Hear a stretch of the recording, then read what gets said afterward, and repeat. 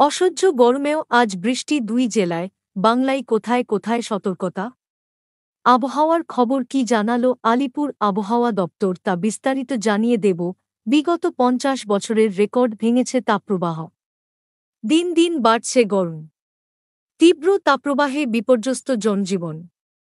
কোথাও লাল কোথাও কমলা। আগামী বুধবার পর্যন্ত গোটা দক্ষিণবঙ্গেই তাপপ্রবাহের সতর্কতা জারি করেছে আবহাওয়া দপ্তর। বৃষ্টি কবে কবে একটু স্বস্তি? এখন এই প্রশ্নই সকলের মনে। এরই মাঝে আরও খারাপ খবর দিল আবহাওয়া দপ্তর। যদিও চলতি সপ্তাহে বৃষ্টির পূর্বাভাসও রয়েছে একাধিক জেলায়।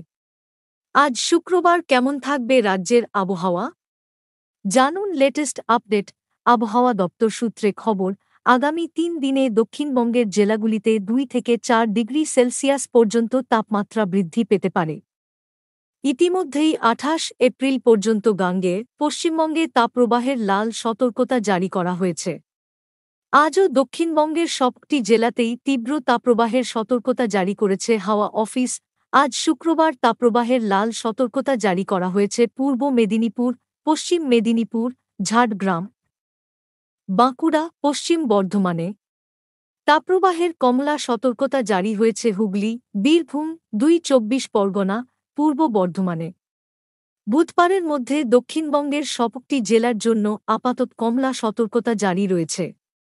কলকাতাতেও তীব্র তাপপ্রবাহের পরিস্থিতি জারি থাকবে। কলকাতা সহ বাকি দক্ষিণবঙ্গের একাধিক জেলায় লু বয়ে যেতে পারে।